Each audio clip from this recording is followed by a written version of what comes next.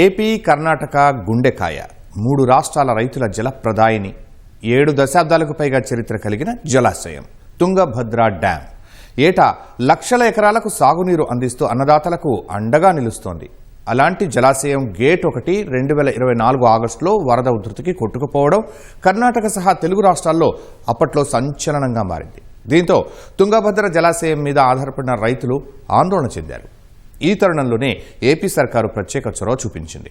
నిపుణుల సాయంతో దేశ చరిత్రలోనే తొలిసారిగా భారీ ప్రవాహం ఉండగానే స్టాప్ లాక్ గేటును ఏర్పాటు చేసింది. ఆ తర్వాత అన్ని గేట్లను మార్చాలన్న నిపుణుల సూచన మేరకు పనులు చేపట్టగా అవి పూర్తయ్యాయి.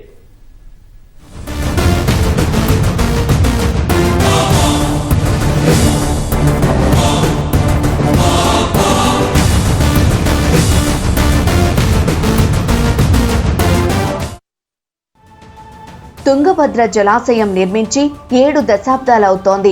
నాటి నుంచి నేటి వరకు కర్ణాటకతో పాటు తెలుగు రాష్ట్రాల ప్రజలకు సాగు, తాగునీటిని అందించడంలో కీలకంగా ఉంది. అయితే డ్యాం నిర్వహణపై అధికారులు శ్రద్ధ చూపకపోవడంతో అప్పట్లో ఏర్పాటు చేసిన క్రస్ట్ గేట్లు పూర్తిగా దెబ్బతిన్నాయి. దీంతో 2024 ఆగస్టులో వరద ప్రవాహానికి డ్యాం 19వ గేటు కొట్టుకుపోయింది.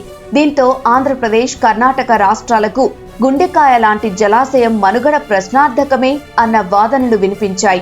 ఈ నేపథ్యంలో కూటమి సర్కార్ త్వరితగతిన చర్యలు తీసుకుంది. డ్యాం నిర్మాణం దెబ్బతినకుండా నిపుణుల సహాయంతో వెంటనే స్టాప్ లాక్ గేట్ అమర్చింది. నీటి ప్రవాహం కొనసాగుతుండగానే గేటు ఏర్పాటు చేయడం దేశంలోనే ఇది తొలిసారి. అంతేకాదు, నిపుణుల సూచనతో జలాశయం గేట్లన్నింటినీ పూర్తిగా మార్చింది.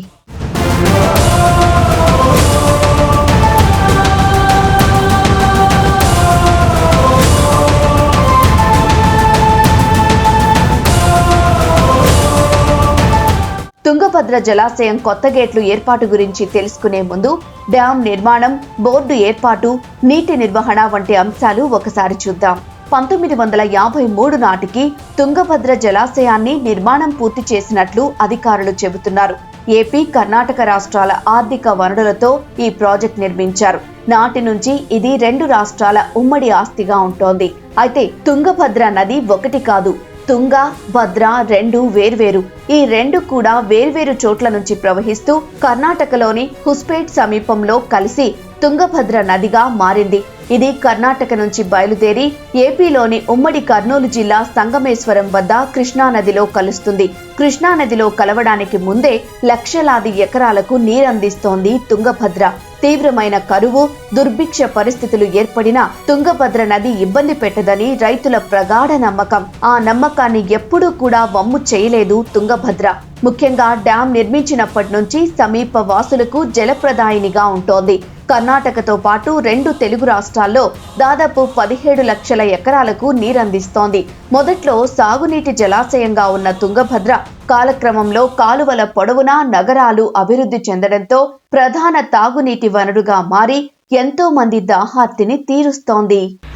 ప్రతి నెల వీళ్లకు మేము పేమెంట్స్ చేయడం వల్ల ఈ గుజరాత్ హార్డ్వేర్ కంపెనీ వాళ్ళు ఎక్కడెక్కడి నుంచో స్కిల్డ్ లేబర్స్ తీసుకువచ్చేసి తొందరగా చేయమని మేమంతా వెంట పడడంతో మనం అనుకునే ముందే వీళ్ళు కంప్లీట్ చేసి మాకు ఇచ్చారు.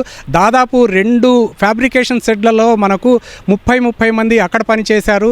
తర్వాత డ్యామ్ పైన దాదాపు 70 మంది స్కిల్డ్ లేబర్స్ పనిచేయడం వల్ల మనం వాళ్లకు టైమ్లీ పేమెంట్ మన ప్రభుత్వాలు 2 కర్ణాటక కానీ ఆంధ్ర కానీ ఇమ్మీడియట్గా నిధులు రిలీజ్ చేయడం వల్ల వీళ్ళు కూడా మాకు సహకరించి హార్డ్వేర్ టూల్స్ కంపెనీ వాళ్ళు మనం అనుకున్న దానికన్నా ముందే ఈ వర్క్ మాకు అప్పగించడం జరుగుతుంది. తుంగభద్ర డ్యాం నిర్వహణకు అప్పట్లో ప్రత్యేక బోర్డు ఏర్పాటు చేశారు. ఈ బోర్డులో ఏపీ, తెలంగాణ రాష్ట్రాలకు చెందిన జలవనరుల శాఖ అధికారులు, సెంట్రల్ వాటర్ కమిషన్ నుంచి సిఈ స్థాయి అధికారి కార్యదర్శిగా ఉంటారు. కార్యదర్శి పర్యవేక్షణలో జలాశయం నీటి నిర్వహణ జరుగుతుంది. కర్ణాటక, ఏపీ రాష్ట్రాలకు నీటి కేటాయింపులు మొదలు డ్యాం మరమ్మతుల వరకు తుంగభద్ర బోర్డు పూర్తిగా బాధ్యత వహిస్తుంది. ఇందుకోసం 2 రాష్ట్రాలు బోర్డుకు ప్రత్యేక నిధులు కేటాయిస్తాయి. అలా 7 దశాబ్దాలుగా 2 రాష్ట్రాల సమన్వయం, చక్కటి నీటి నిర్వహణతో ఎప్పటికప్పుడు లక్షలాది ఎకరాలకు నీరందిస్తోంది తుంగభద్ర డ్యాం. అయితే అంతా సవ్యంగా సాగుతుందనుకున్న బోర్డు అధికారులు ప్రభుత్వాలను 2024లో వచ్చిన వర్షాలు ఒక్కసారిగా ఉలిక్కి పడేలా చేశాయి. ఆ ఏడాది కురిసిన వర్షాలతో తుంగభద్ర ప్రవాహం ఉధృతికి డ్యాం 19వ గేటు కొట్టుకుపోయింది. ఆ సమయంలో చాకచక్యంగా వ్యవహరించిన రాష్ట్ర సర్కారు యుద్ధ ప్రాతిపదికన స్టాప్ లాక్ గేట్ అమర్చడంతో అంతా ఊపిరి పీల్చుకున్నారు.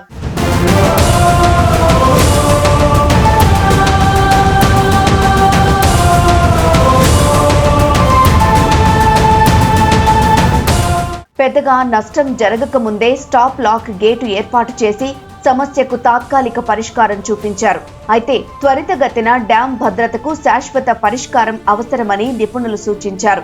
దీంతో రబీ సీజన్లోని పంటలు 2025 మార్చి నాటికి పూర్తి కావడంతో గేట్ల భద్రతపై సాంకేతిక పరీక్షలు చేయించడానికి ఏపీ ప్రభుత్వం నిర్ణయం తీసుకుంది. జలాశయ గేట్ల నిపుణులు కన్నయ్య నాయుడును పిలిపించి డ్యాం గేట్లకు భద్రత పరీక్షలు నిర్వహించారు. సాధారణంగా డ్యాం నిర్మించిన 45 ఏళ్ల తర్వాత కొత్త గేట్లను ఏర్పాటు చేయాలి. అందుకు విరుద్ధంగా మరో 25 ఏళ్లకు పైగా పాత గేట్లతోనే జలాశయం నిర్వహణ జరిగింది. అందువల్లే ఒక గేటు కొట్టుకుపోయిందనే విమర్శలు ఉన్నాయి. అందుకే తక్షణం నీటి నిల్వను తగ్గించి కొత్త గేట్లను ఏర్పాటు చేయాల్సిన అవసరం ఉందని కన్నయ్య నాయుడు ఏపీ, కర్ణాటక ప్రభుత్వాలకు నివేదిక సమర్పించారు. అయితే పంట కాలం వృధా కాకుండా 2025 జూన్ సీజన్లో జలాశయంలో నీటిని 80 టీఎంసీలే నిల్వ చేయాలని ప్రభుత్వానికి సూచించారు. ఆ నివేదిక ఆధారంగా ఏపీ ప్రభుత్వం కర్ణాటక సిడబ్ల్యూసీని సంప్రదించి గేట్లు అమర్చడానికి అనుమతి తీసుకుంది. గేట్ల మార్పిడి కోసం 2025లో టెండర్లు ఆహ్వానించగా గుజరాత్కు చెందిన ఓ కంపెనీ టెండర్లు దక్కించుకుంది. ఒకటి dye penetration test, second ultrasonic testing, third radiography test, fourth magnetic particle testing. టెస్టులు చేసిన తర్వాతమే ఇక్కడ పడుతున్నాం, ఇక్కడ ఆలోచిస్తున్నాం ఇది ఇంప్లిమెంట్ చేయడానికి. ఇంకోటి సార్, మనము ఒకటి టెస్టు మ్యానుఫ్యాక్చరింగ్ సైట్ చేసుకుంటాము టెస్టులు, ఇంకోటి test third party quality control section Hyderabad check చేస్తాము, ఇంకోటి test Hubli NBAL national accredited laboratory. ఈ 3 ల్యాబొరేటరీ వచ్చిన తర్వాత ఆ రిజల్ట్స్ ఓకే ఉంటే మాత్రమే మనము పర్మిట్ చేసేవాళ్ళం. సో ఇలా అన్ని రకాల టెస్ట్ చేసి పై అధికారులకి చెప్పి వాళ్ళు ఓకే అయిన తర్వాతనే మనము అలౌ చేసేవాళ్ళు. సో ఇది ఈ విధంగా ఒక ఆఫ్టర్ 70 years తర్వాత it's great experience in my life to present here to witness this much of huge erection work. Tungabhadra జలాశయం గరిష్ట నీటి నిల్వ సామర్థ్యం 135 టీఎంసీలు. ఇప్పటికే 30 టీఎంసీల సామర్థ్యం పూడిక ఏర్పడి నీటి నిల్వ తగ్గిపోయింది. దీంతో 3 దశాబ్దాలుగా డ్యాంలో కేవలం 102 నుంచి 105 టీఎంసీలు మాత్రమే నిల్వ చేస్తున్నారు.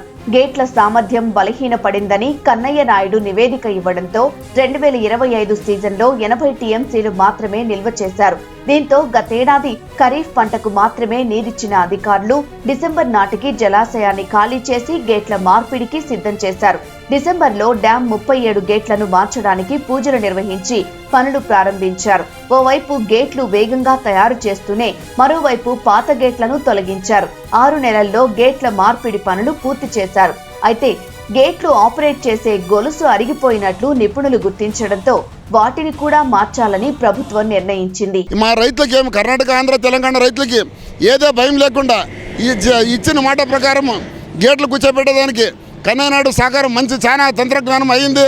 దానికంతా అభినందిస్తున్నాం మా రైతులని. ఇప్పుడు సీఎంని మేము రిక్వెస్ట్ చేసేది, గవర్నమెంట్లో రిక్వెస్ట్ చేసేది ఏమంటే, మాది 133 టీఎంసీ కెపాసిటీ ఉన్నంత తుంగభద్ర డ్యామ్ ఇప్పుడు 33 టీఎంసీ ఇప్పుడు ఇది వేస్ట్ శాండ్తో మునిగిపోయింది. దయచేసి వాటర్ స్టోరేజ్ తక్కువైంది. ఇప్పుడు 100 టీఎంసీలోన మా కింద రైతులకి నీళ్లు రావట్లేదు. దీంతో పాటు కానీ కర్ణాటక, ఆంధ్ర, తెలంగాణ రైతు ఇప్పుడు గవర్నమెంట్లో ఈ మంచి మాటలు మీటింగ్ చేసుకుని దాన్ని కానీ పూర్తి తీసేకి ప్రయత్నాలు చేయాలని కానీ వినంతి చేస్తున్నాం. తెగిపోయిన వెంటనే డ్యాం భద్రతపై చర్చించినటువంటి నిపుణుల కమిటీ గేట్లు మొత్తం మార్చాలా, నాణ్యత లేవు, 70 సంవత్సరాలుగా బిగించిన గేట్లు నాణ్యత లేకపోవడంతో తిరిగి కొత్త గేట్లు వేయాలని చెప్పి సూచన చేయడంతో రాష్ట్ర ప్రభుత్వం తక్షణం ఇతర రాష్ట్రాలకు సంబంధించిన అధికారులతో కానీ ప్రభుత్వంతో చర్చలు జరిపి ఆ విధంగా సకాలంలో నిధులు కేటాయించి వచ్చే ఖరీఫ్ సీజన్ కల్లా గేట్లు పూర్తి చేయాలని చెప్పేసి నిర్ణయించి సకాలంలో ఇప్పుడు పూర్తి చేసిన పరిస్థితి. తుంగభద్ర జలాశయం ద్వారా కర్ణాటక అధిక ప్రయోజనం పొందుతోంది. డ్యాం ద్వారా ఆ రాష్ట్రానికి సుమారు 11.82 లక్షల ఎకరాలకు సాగునీరు పారుతోంది. ఎల్బిఎంసి, హెచ్ఎల్సి, రామబసవ కాలువల ద్వారా నీరు వెళుతోంది. ఇక్కడొక ఆసక్తికర విషయం ఉంది. ప్రస్తుతం డ్యాం ఉన్న ప్రాంతంలో శ్రీకృష్ణదేవరాయల కాలంలో చిన్నపాటి ఆనకట్ట నిర్మాణం చేసి రాజధాని హంపీకి రాయబసవ కాలువ ద్వారా తాగునీరు తీసుకెళ్లేవారు. దీంతో డ్యాం నిర్మాణం చేసిన తర్వాత కూడా రాయబసవ కాలువ పేరుతోనే సాగునీరు అందిస్తున్నారు. ఇప్పటికీ ఏడాదిలో 11 నెలల పాటు నీరు పారే ప్రత్యేకత రాయబసవ కాలువకు ఉంది. ఇక ఏపీలోని అనంతపురం, కర్నూలు జిల్లాల్లో తుంగభద్ర జలాశయం కాలువల నీరే ప్రధాన తాగునీటి వనరుగా ఉంది. హెచ్ఎల్సి కాలువ ద్వారా అనంతపురం జిల్లాలో 2.87 లక్షల ఎకరాలు సాగవుతోంది. ఎల్ఎల్సి కెనాల్ ద్వారా కర్నూలు జిల్లాలో 1.51 లక్షల ఎకరాలకు సాగునీరు అందుతోంది. రాజోలి డైవర్షన్ స్కీమ్ ద్వారా తెలంగాణ రాష్ట్రంలోని 80,000 ఎకరాలకు తుంగభద్ర నీరు అందుతోంది. మేము డిసెంబర్ 24న పెడితే మే 25th కల్లా ఇంక్లూడింగ్ పెయింట్ వర్క్ కంప్లీట్ చేశాము. వాళ్ళు 7 బ్యాచ్ల్లో దాదాపు 3 బ్యాచ్లు డిస్మాంట్లింగ్ యూజ్ చేశారు. ఒక 2 బ్యాచ్లు ఇన్స్టాలేషన్కు. వెల్డింగ్ కూడా చాలా టైం పట్టింది. ఒక్కొక్క గేటు 5 రోజులు పట్టింది. గేట్ ఇన్స్టాలేషన్ కూడా ఫస్ట్ ఇన్షియల్గా ఒక 3 రోజులు తీసుకునే వాళ్ళు, తర్వాత 2 రోజుల్లో 1 రోజులో కూడా చేశారు. దానివల్ల ఇంత తక్కువ పీరియడ్లో మేము 33 గేట్లను తుంగభద్ర బోర్డు వాళ్ళు ఆధ్వర్యంలో ఈ hardware machine tools and project వాళ్ళు చాలా ఫాస్ట్గా చేశారు. ఇది వచ్చేసి మనకి రియల్గా వాటర్ డిప్లీషన్ అయింది డిసెంబర్ 24కి. అక్కడి నుంచి మనం ఫుల్ డిస్మాండ్లింగ్ స్టార్ట్ చేసుకొని ఆల్మోస్ట్ ఏప్రిల్ 24th, 25th లోపల అన్నీ కంప్లీట్ చేసేసుకున్నాం. ఎరెక్షన్ ఆఫ్ అన్ని పార్ట్స్, మేజర్ పార్ట్స్ ఏమి ఎరెక్షన్ చేసేసి పెట్టుకోవాలి, అవన్నీ చేసుకున్నాం. ఇంకా మిగిలిన టైంలో వెల్డింగ్ ఏమేమి బ్యాలెన్స్ ఉండే అవి, plus final painting and some quality checks ఏమేమి ఉన్నాయి అవన్నీ చెక్ చేయడానికి మిగిలిన టైం వాడుకున్నాం. ఎస్టిమేట్ వచ్చేసి మనకి 51.8 crores మన గేట్ కోసం చేస్తుంటే అండ్ 5.8 crores ఫర్ చైన్ చేసాము. దాంట్లోనే ఈ టీపీక్యూస్, థర్డ్ పార్టీ క్వాలిటీ కంట్రోల్ ఏముంది కదా, దాంట్లోనే మనం ఇంక్లూడ్ చేసుకుని ఎగ్జిక్యూషన్ చేయడానికి స్టార్ట్ చేసాం. తర్వాత ఇప్పుడు ఆల్మోస్ట్ మనకి గేట్స్ అంతా కంప్లీట్ అయిపోయింది. ఇంతటి ప్రాముఖ్యత కలిగిన తుంగభద్ర జలాశయాన్ని కాపాడుకోవాలనే ఉద్దేశంతోనే కూటమి సర్కారు కొత్త గేట్లు, గొలుసుల ఏర్పాటుకు శ్రీకారం చుట్టింది. తుంగభద్ర నదీ జలాలను నమ్ముకున్న రైతులు ఖరీఫ్ పంట వేసుకునేలా కేవలం 6 నెలల వ్యవధిలోనే పనులను తుది దశకు చేర్చింది. జూన్ 20న జలాశయం గేట్లు, గొలుసుల ట్రయల్ రన్ చేసేలా తుంగభద్ర బోర్డు అధికారులు ప్రణాళిక చేశారు. అంతేకాదు 25న కొత్త గేట్లను అధికారికంగా ప్రారంభించడానికి ఏర్పాట్లు చేస్తున్నారు.